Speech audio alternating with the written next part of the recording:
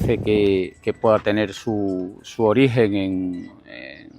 tendido eléctrico, y inicialmente, bajo la actuación de los bomberos